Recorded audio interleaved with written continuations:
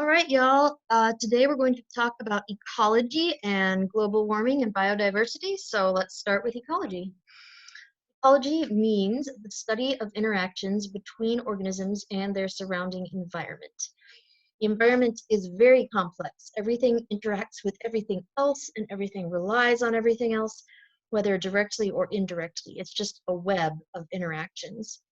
Ecology takes into account both living and non-living elements of the environment. So the living things are called biotic factors, from the Greek word bios, meaning life, and the non-living things are called abiotic factors.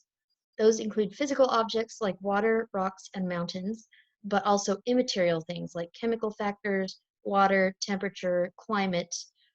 Um, yeah. An organism, let's talk about the levels of ecology. It's organized into a hierarchy. The most basic level is an organism, which is one individual.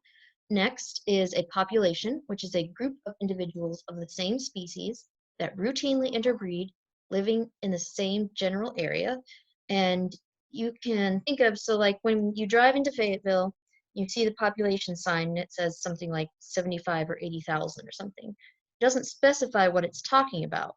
You know it's talking about people. It is not talking about people and cows. It is not talking about the number of dogs and cows. It's only talking about one species, which is humans. They routinely interbreed sometimes, and we all live in the same general area. That's a population. A community is a group of organisms, a group of populations living in the same general area. So different species living together in the same general area, but only the living things. When you start adding the non-living things, then you call it an ecosystem. So we've got our living things and the stream, the rocks, the air, etc. Then next is biomes. Biome is a group of ecosystems with similar characteristics that are spread over a broad geographical area. This is a picture of the distribution of the different biomes of the world. This green, this lighter green represents the tropical rainforest, and the darker green represents the boreal forest, the northern forest, things like that. And the biosphere is all the biomes, all of planet Earth. Do this check yourself question, and you'll find the answer at the end of the presentation. All right, there's both aquatic and terrestrial biomes. Aquatic biomes include both seawater and freshwater environments. Marine biomes are the saltwater biomes. An example of this is a coral reef. Freshwater biomes include things like rivers and lakes. And there's many, many different terrestrial biomes. This map just shows just a few. Makeup of a biome is heavily influenced by the weather and the climate in that area. You'll notice that the biomes are roughly organized according to latitude, which is this the horizontal lines on the globe. You can see that the northern coniferous forest and the temperate broadleaf forest are at the north of the globe. They're above the 30-degree north, the Tropic of Cancer line. The deserts, you can see, are located roughly distributed, like evenly above and then also below there, so that they're at the 30-degree north line and the 30-degree south line. The tropical forest is also situated between the 30-degree north and the 30-degree south latitudes. It's spread out kind of evenly across the equator. And the reason for this geographical distribution, this pattern, is that due to the Earth's spherical shape and the tilt of the axis, that causes the sun's rays to hit different areas with different intensity. And there's different climates and there's different weather patterns at these different areas as well. Oh, yeah, the tropical forest. Let's move on to how things within these biomes interact with each other. Yellowstone National Park is a great example of how all the species depend on one another. In the early 1900s, a government predator control program led to the elimination of all the wolves in the park. So the population of deer just exploded because now they had no natural predator. And then in 1995, wolves were reintroduced into the park, and their presence started a cascade of events that affected even the structure of the rivers. So go watch this video. It's about 4 or 5 minutes long, and then come back. So because of the fact that their presence affected nearly everything else in the park, whether directly or indirectly, we say that the wolves are a keystone species. And a keystone species is just any species that has a disproportionately large effect on its ecosystem. If it's removed in its environment from its environment, it will cause a change in the structure of the entire ecosystem. And it's named after the keystone in an arch. So this is the keystone, it's the one that supports all the other parts of the arch. And here you can see an example. If you remove that, the whole arch is going to collapse. Biodiversity is the variety of organisms in an ecosystem, and generally, greater biodiversity indicates a healthier ecosystem. Watch this video, this little animation, and fill in the blank. And you can't use the word food because that is too basic and too obvious. You've got to dig a little deeper than that. All right, symbiosis. When two or more organisms live in close association with each other, we say they're in symbiosis. Sim meaning together and bio meaning life, so living together. Each species in the community has a niche. It's also pronounced niche.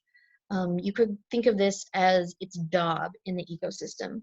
Niche involves the food that it eats, the places that it lives, how it interacts with the surrounding area, how it benefits from other species, or perhaps it acts as a food source for other species. All of these things collectively are called the species niche. And often, species will compete for what's called a limiting factor. This is just a resource that limits the size of a population. So for example, in the Yellowstone video, you learned that once trees could grow to their mature size, the beavers started coming back. And the number of trees available limited the population of the size of the beavers. Food is also a great example of a limiting resource. So once all the food is gone, then the population is going to have to decrease. And once I was explaining this to someone and she said, "Oh, so like the zombie apocalypse?" And I said, "What?" She said, "Oh, well, people are the limiting factor. Once all the people are turned into zombies, then the zombie population can't grow anymore." And I was like, "Actually, yes."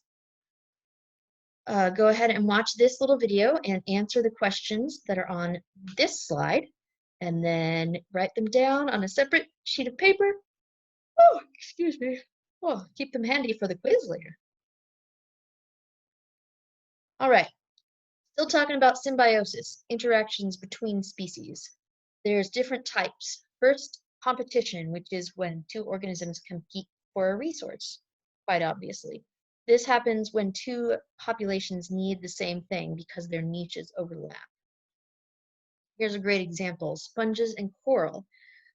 They both need space to grow. Both of their niches involve space, so their niches overlap. So they have to compete. They're both important to the ecosystem, but the sponges grow faster than the coral. And if there's too many, they're going to take over. So we've got a nice solution, hawksbill turtles. You can see that this sea turtle has a beak sort of like a hawk's beak, and that is how it got its name. These guys eat sponges. They have the way their digestive system is structured, with their sharp beak, they can rip through the hard, spiky outer coating of the sponge, and then their digestive system is able to handle that spikiness. So they control the sponge population, and it's been estimated that a hawksbill will eat an estimated 1,000 pounds of sponge per year. But hawksbill sea turtles are critically endangered, which is a huge problem. And this is just an aside, but if you ever go visit another country, typically tropical, subtropical areas, you've got to watch out for tortoiseshell patterned things. These things are made of the shell of the hawksbill turtle because it's so beautiful. They make jewelry, they make, all kinds of things. And so when you go to one of these places and you're buying a souvenir with a tortoiseshell pattern, you have to be sure to ask them if it's made of turtle. And they'll tell you if it's made of turtle because usually they're proud of that fact. Yes, it's made of turtle. But you don't want to buy that because you don't want to support that illegal industry. And this is just an example of all these dead hawksbill sea turtles that are being prepared to be used and make things for the tourists. Fortunately, these were confiscated, but it was already too late for their lives, which is sad because not only did we lose these guys, but we also lost all the offspring that they could have had, and that's going to have a serious effect on the coral reefs. Next is mutualism. This type of symbiosis is when both species benefit. Some examples, the first is sea turtles and the tangfish. So these tangfish, what they do is they set up little cleaning stations at different spots in the ocean, and sea turtles can come by, and the tangfish will clean the sea turtle's shells. And so the tangfish get food, and the sea turtles get a clean shell. That's mutualism. Another example is crocodiles and plover birds. Crocodiles obviously eat meat, and the meat will get stuck between their teeth, and it'll rot unless their teeth get clean. And the way they do that is by opening up their mouth and allowing these birds, these plover birds, to fly in and pick the meat out from between their teeth. So the crocodiles get cleaned and the plover birds get food. That's mutualism. This is a really funny commercial for Dentine gum. It's about 30 seconds long. You should watch it. It's hilarious. Next form of symbiosis, predation. Pretty obvious. Next, we have commensalism. This is where one species benefits, but the other is not affected. An example would be remora fish and sharks. So sharks have these remora fish that will attach to them and just kind of ride along with them. And when the shark eats something or when it goes to a place where there is food, the remora fish will detach and they'll eat up the scraps, or they'll just, go and eat something else. And then when they're done, they hook back onto their shark and they go places. And so the remora fish are benefited and the sharks are neither helped nor harmed. Next is herbivory, pretty obvious. Parasitism, we all know what that happens. What happens there? The parasite benefits and the host is harmed. Some examples would be heartworm in dogs, also salmonella in humans. So let's look at how all of these different things work together within one ecosystem. Let's talk about a coral reef ecosystem. Corals and sponges both compete for space. Hawksbill turtles keep the sponge population in check by eating the sponges, and that's carnivory because sponges are animals. When the turtles are eating the sponges, not only is that carnivory, it's also mutualism because the hawksbills are in a mutualistic relationship with the corals. The hawksbills are getting food, and the corals are getting space. And then when we throw fish into the mix, when the hawksbills use their sharp beaks to rip open the sponges, they're benefiting the small fish by allowing the fish to get into the soft inside of the sponge and eat that soft material. So that's mutualism between the hawksbill and the fish because they're both benefiting from that arrangement. And then it's also carnivory because the fish are eating the sponge. One thing that seriously is affecting different ecosystems is called bioaccumulation. It's also called biomagnification. Pollutants move through different trophic levels in an ecosystem, and a trophic level, it just refers to an organism's position in a food chain. So here the algae are the first trophic level, the shrimp are the second trophic level, the Arctic cod are the third trophic level, and so on and so forth. So what happens is algae, obviously they consume a lot less food than polar bears, but still somehow the polar bears have more pollutants in their system than the algae do. So what happens is that a shrimp is going to eat a lot of algae. It's not just going to eat one algae, it's going to eat a lot of them. And so the shrimp's body contains all of the pollutants that were in all of the algae that it ate. And then Arctic cod, they're going to eat shrimp, but they'll eat a lot of shrimp, not just one. And so Arctic cod have all the pollutants that were in the shrimp, which have all the pollutants that were in all of the algae, and so on and so forth.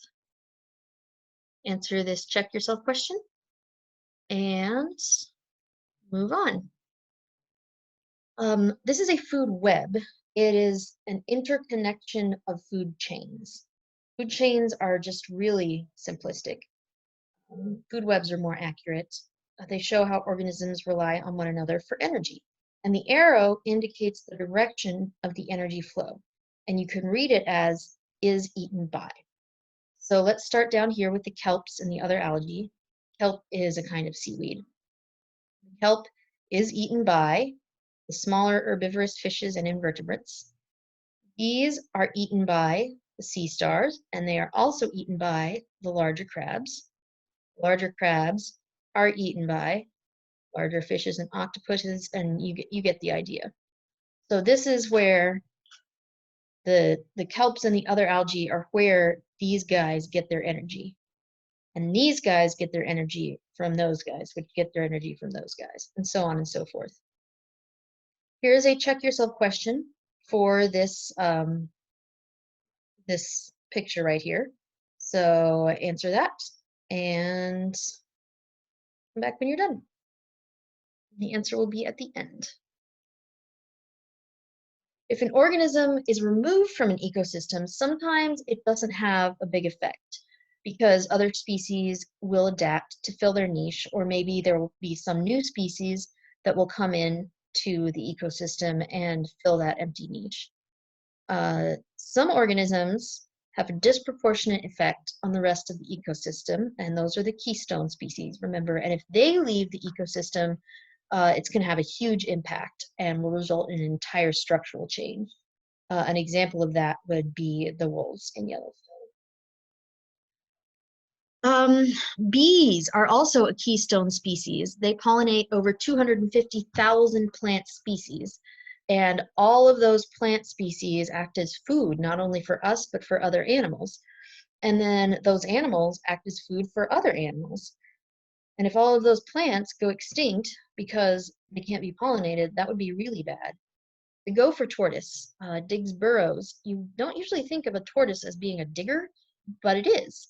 And the burrows are used as habitats by over 350 other species. And then think of how if those species went extinct, the things that they eat, those populations would just get way out of control and explode.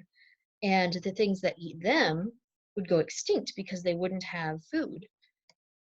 Coral, these guys provide a habitat for fish and for lots of other sea life. And sea otters, which I thought this was a super cute picture of a sea otter, they eat sea urchins and they keep the sea urchin population in check. That's important because sea urchins eat kelp. Kelp is a kind of seaweed, and the kelp supports all kinds of other organisms, hundreds of species. One of them is sharks. And so if the kelp is gone, then that's going to be really bad for all those other organisms that rely on the kelp. So you can see that everything just has a cascading effect. Oh, this guy's really cool. This is the mangrove crab. It burrows down beneath the mangrove forests, to make little habitats for other animals and hiding places. They also maintain the mangrove forests by eating all the detritus, the dead leaves, the plant matter that falls down from the mangrove trees.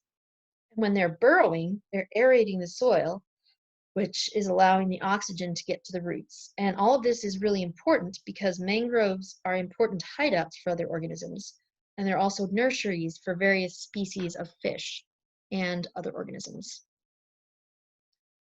Also, nutrients and chemicals cycle through ecosystems. Carbon, nitrogen, hydrogen, phosphorus, all of these elements, they're just used and reused in different ways throughout the environment. Really, everything is recycled. The biosphere, the whole Earth, it's a completely closed system. You don't need to add anything except sunlight to keep it going. We've already got everything we need. This guy is cool. First of all, just look how happy he is at his accomplishments.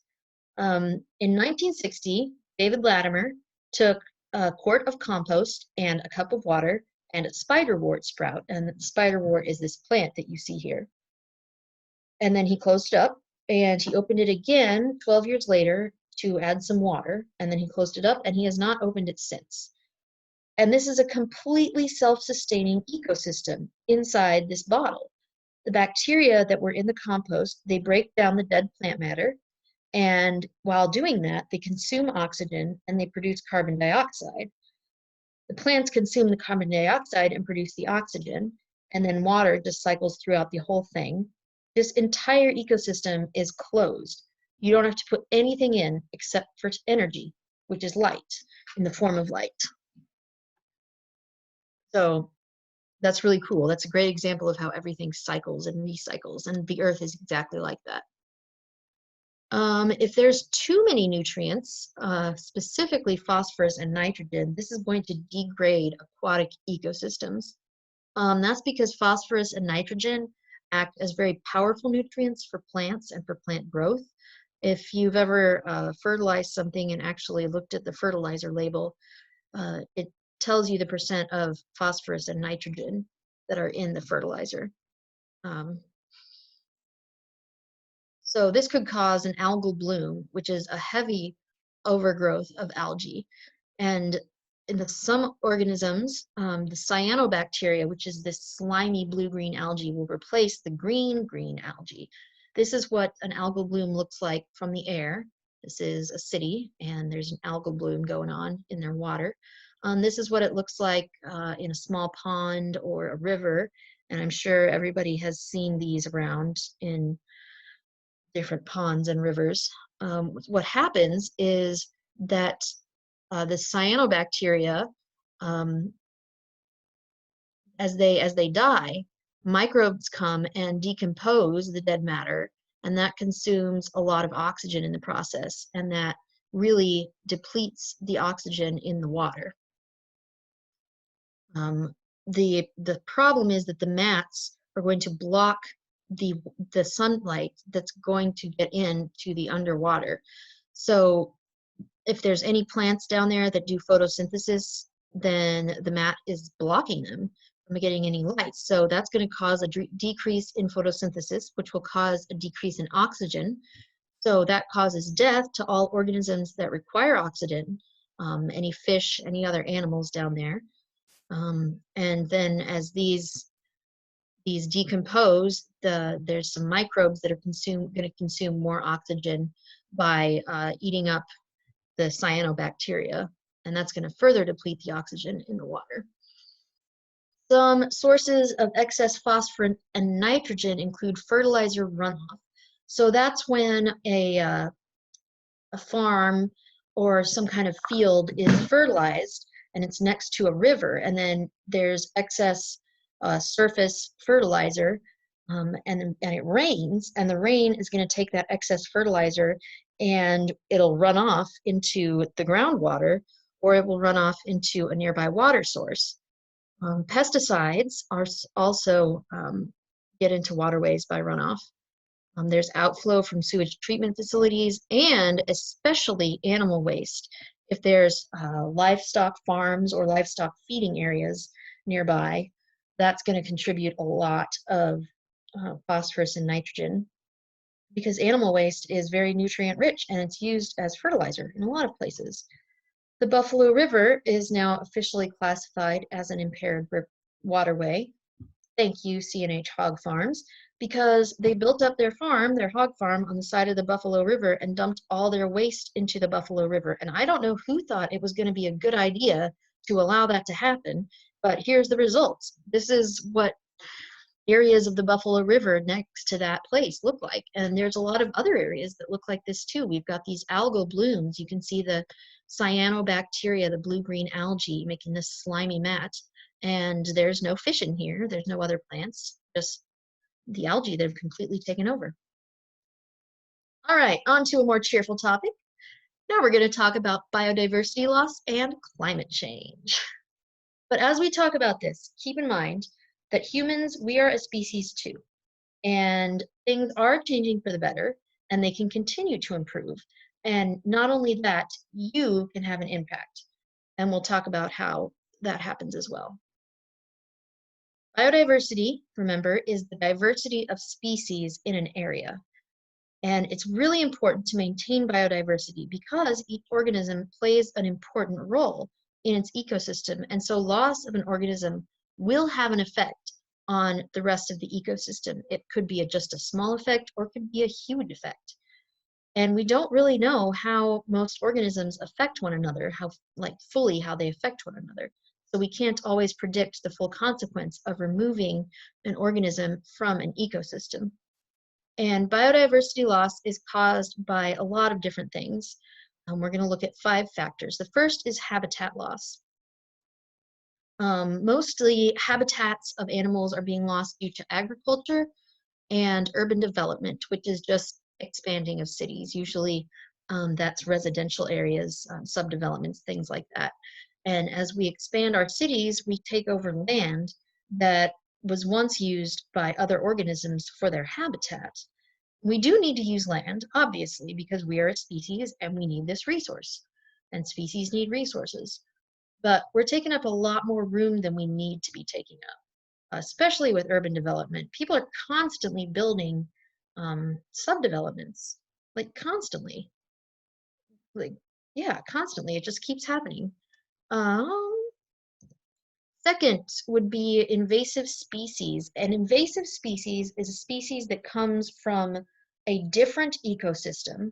It's brought in for some good reason, but then it ends up altering the ecosystem into which it is brought. Kudzu is a great example. It's this vine here, this vine that just pretty much grows really fast and takes over everything. Kudzu has a very complex root system, and so it was brought from Japan a while ago to help control erosion. And because of its root system, it just digs down into the soil and holds the soil so that when it rains, the soil will not erode, it will stay there. And that goal was accomplished. However, the kudzu grows so fast, it completely takes over. This down here used to be a nice little forest until these trees were just completely overgrown with the kudzu. And now anything that was in that forest, anything that relied on the trees, anything that relied on the sunlight, because it's blocking out the sunlight, all those things are dead. Also, overharvesting contributes to biodiversity loss. An example would be the Galapagos tortoise. This enormous tortoise here is one of the Galapagos tortoises. They are critically endangered, and one species of the tortoise is extinct. And the reason, well, there's several reasons for this, but one of the main ones is that back in the 1800s, um, pirates and sailors and a lot of people, they would make stops at the Galapagos Islands during their travels because the Galapagos Islands are 600 miles away from the mainland, so they make a nice stopping point. And what the sailors would do is they would take these tortoises and just load them up into the hulls of their ships, and then they would sail off. And they would sometimes load as many as 200 in a single day. And that kept happening and happening, and eventually the species were almost entirely extinct. Um, they would do this because tortoises can survive for a very long time without food or water. So when you're in the middle of the ocean and you want meat, you just go down to the hold, you take a tortoise, you slaughter it and eat it and throw the shell overboard. And so it was very convenient for them, but very, very bad for the tortoise population in the Galapagos Islands. And now the population is bouncing back because there's captive breeding situations going on, and they have these centers where they incubate the eggs, they hatch the eggs, and they keep them.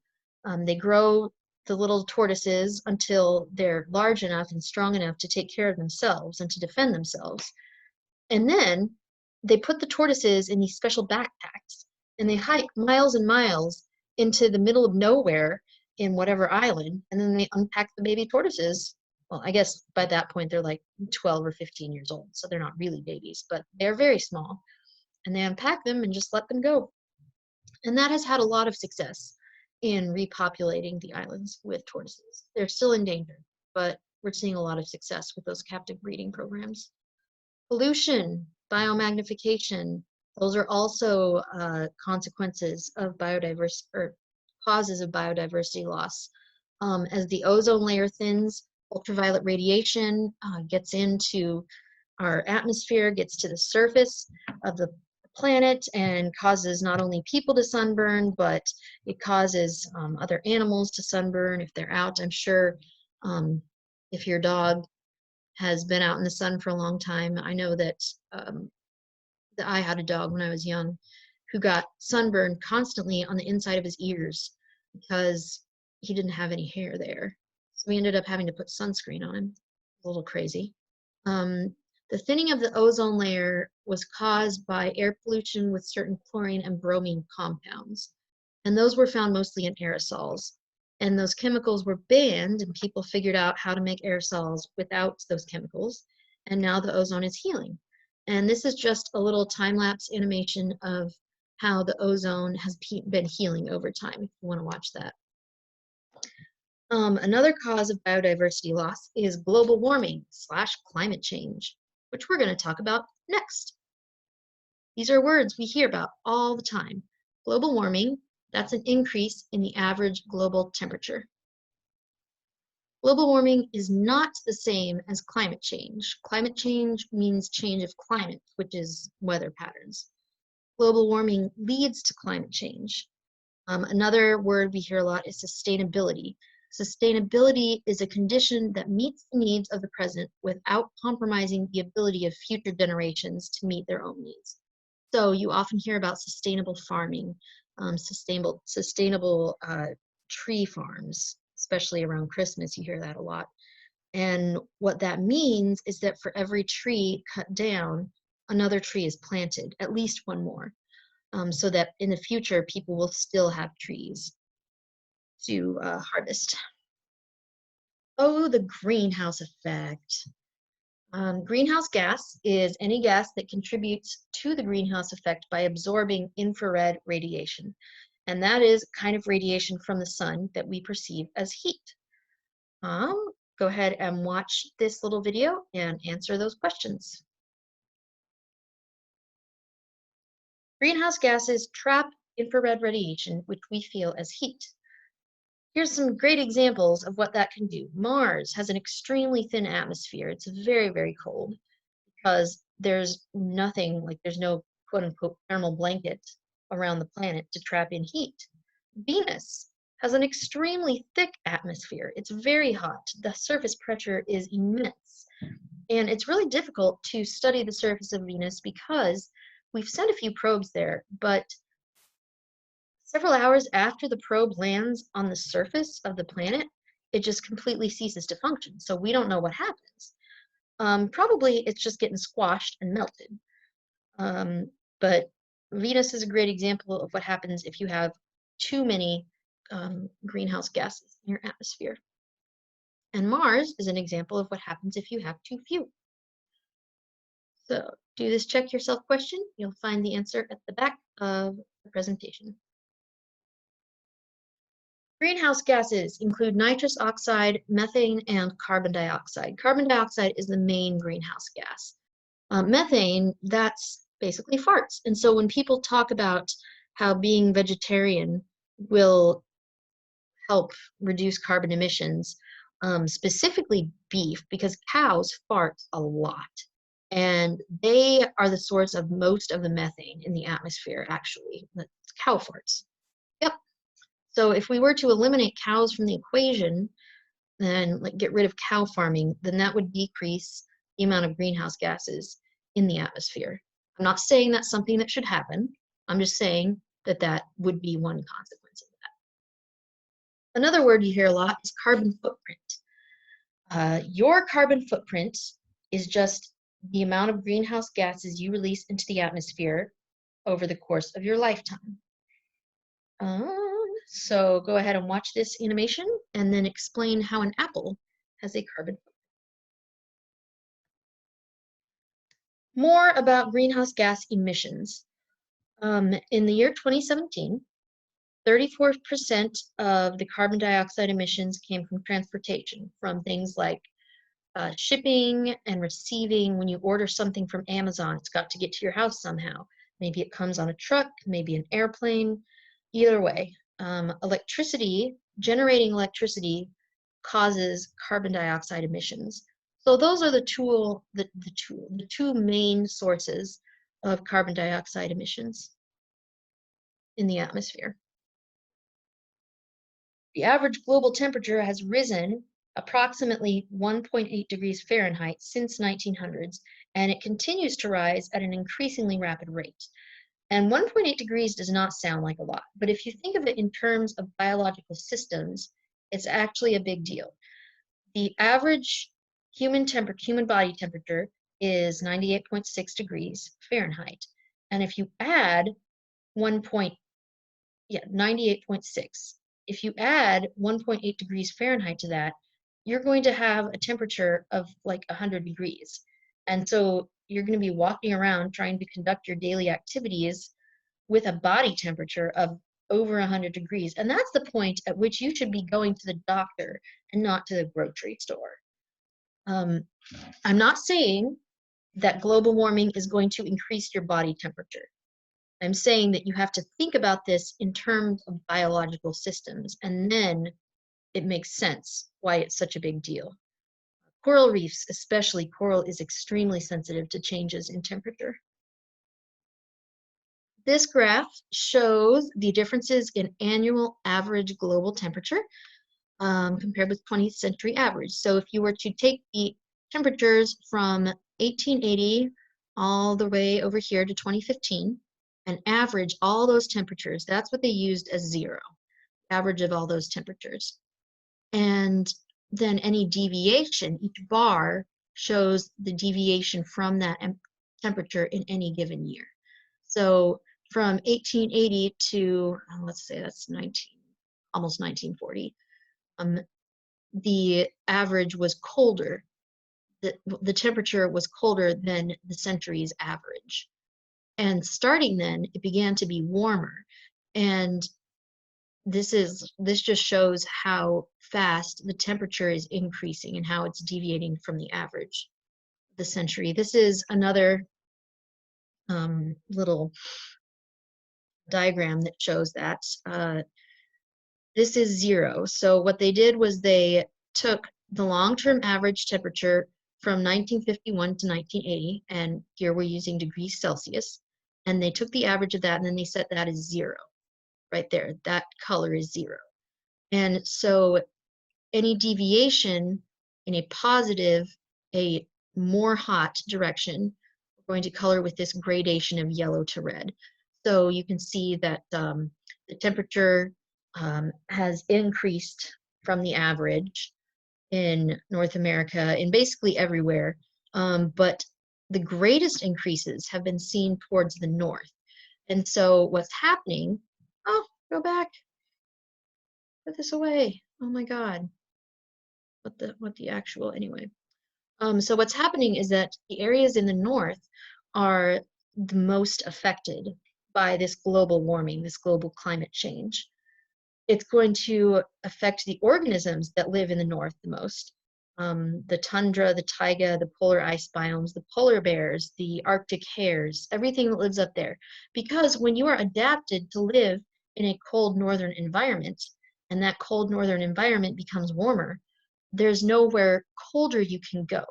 If you are a fish living near the equator, and the equator begins to heat up, you can just migrate farther north and be in your desired temperature. But if you're already farthest north, you can't do that.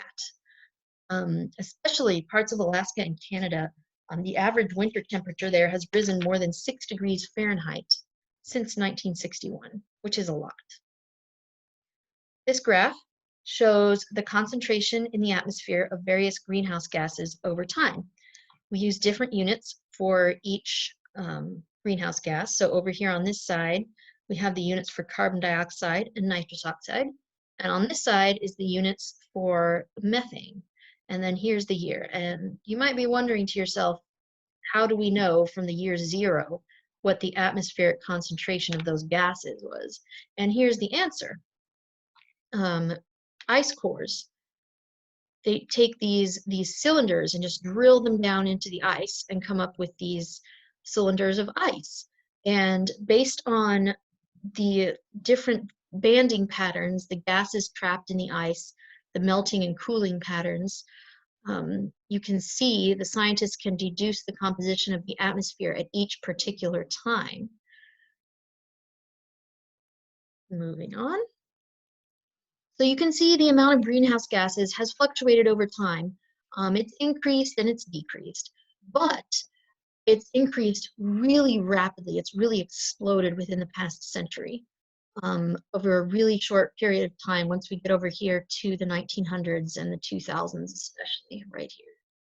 And this started with the Industrial Revolution. Oops.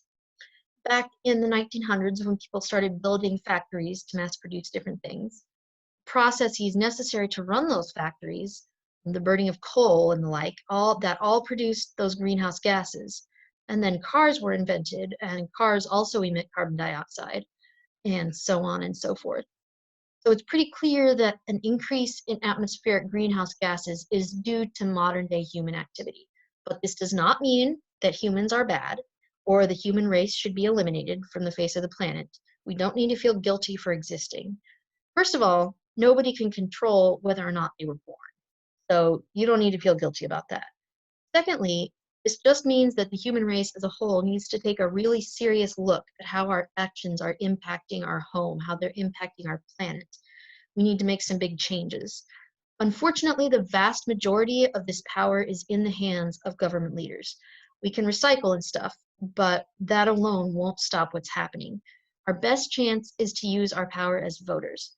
We've got to keep track of when elections are, of who's running. We've got to research that and vote for the person that we agree with. Most of the heat is trapped and stored in the ocean. Calories are a way to measure heat as well as energy. And from 1995 to 2015, that's 10 years, guys, the heat content of the upper ocean increased by 1.3 times 10 to the 17th calories per year. That's approximately the same amount of energy as 5 million atomic bombs. That's a lot. And when you consider how sensitive coral is to heat, that's a big deal. Remember back in the photosynthesis lab when you had a little vial of water and you blew into it, you were putting carbon dioxide in the water, and that increased the water's acidity. It became more acidic. Oops. Corals live with algae, and with increased heat, corals are going to expel their algae. That's what coral bleaching is, when corals expel their symbiotic algae. The prolonged heat kills corals. It can recover if the temperatures return to normal before too long. But when the corals expel the algae, then the reef becomes overrun by algae. And there's just like the reef is dead. Time lapse of chasing coral. This is a really good time lapse of a coral as it's bleached over time. If some people like to watch sad movies, and if you ever want to watch a really sad movie, you should watch Chasing Coral because it will make you cry. You will need a bucket for popcorn and a bucket for tears.